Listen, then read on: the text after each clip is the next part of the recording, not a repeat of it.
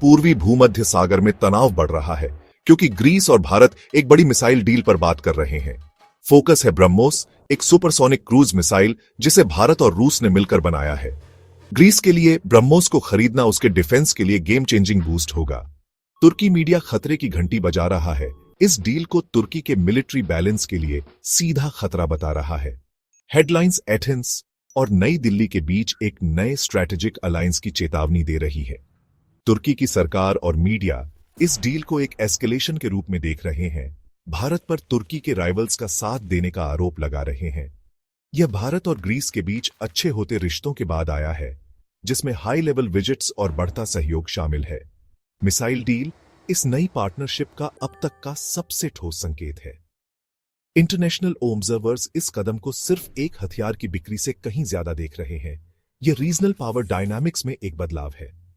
तुर्की की चिंता असली है क्योंकि यह डील एजियन में नाजुक मिलिट्री बैलेंस को बिगाड़ सकती है। ब्रह्मोस डील एक स्ट्रैटेजिक कन्वर्जेंस का संकेत देती है जिसे अंकारा अनदेखा नहीं कर सकता। यह संभावित आर्म्स एग्रीमेंट जैसे जैसे आगे बढ़ रहा है, क्षेत्र इसे करीब से देख रहा है। एजियन सागर जो ग्रीस और तुर्की के बीच फंसा है, ओवरलैपिंग क्लेम्स और ऐतिहासिक राइवलरी का एक फ्लैश पॉइंट है। हजारों ग्रीक द्वीप पानी में फैले हुए हैं जो एथेंस को एक ज्योग्राफिक एज देते हैं जिस पर अंकारा विवाद करता है। दोनों देश अपनी संप्रभुता की फियर्सली रक्षा करते हैं।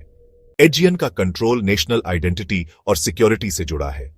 समुद्री सीमाओं और मिलिटराइजेशन पर असहमति ने दोनों को पहले भी संघर्ष के कगार पर ला खड़ा किया है। हाल ही में पानी के नीचे के रिसोर्सेज की खोज ने तनाव को और बढ़ा दिया है। मिलिट्री पावर में कोई भी बदलाव, जैसे ग्रीस का ब्रह्मोस खरीदना, तुर्की में अलार्म बजाता है। तुर्की के प्लानर्स को डर है कि मिसाइल ग्रीस को तुर्की के क्षेत्र में गहराई तक हमला करने दे सकती है, जिससे मौजूदा संतुलन बिगड़ जाएगा। ग्रीक धरती पर भारतीय मिसाइलों की संभावना को अंकारा में एक गहरा स्ट्रैटेजिक खतरा माना जाता है।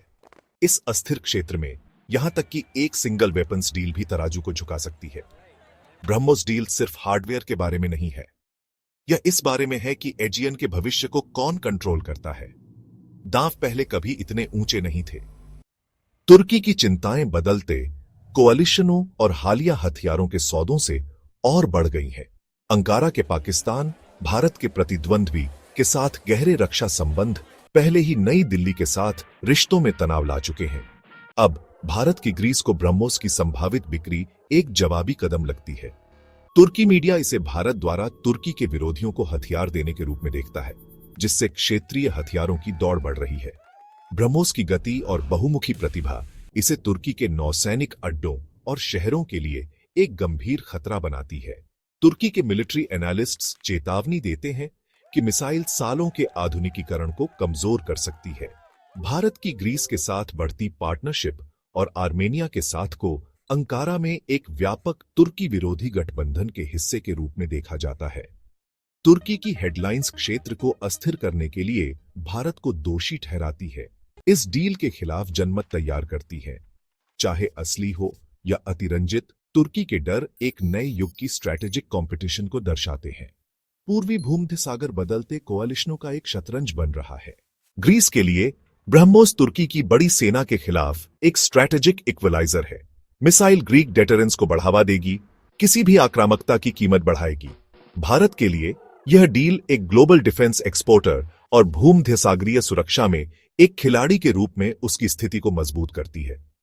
अगर यह फाइनल हो जाती है तो यह बिक्री तुर्की को अपनी मिलिट्री पोस्चर पर फिर से सोचने पर मजबूर करेगी और एक नई हथियारों की दौड़ शुरू कर सकती है। साइप्रस से मिस्र तक अन्य क्षेत्रीय शक्तियां करीब से देख रही हैं।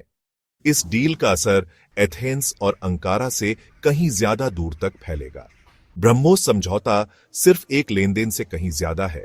यह क्षेत्रीय सुरक्षा में एक टर्निंग पॉइंट है। जैसे जैसे भारत का रक्षा उद्योग बढ़ रहा है, उसका प्रभाव नए किनारों तक पहुंच रहा है। पूर्वी भूमध्य सागर का भविष्य शायद ऐसी डील्स पर टिका हो।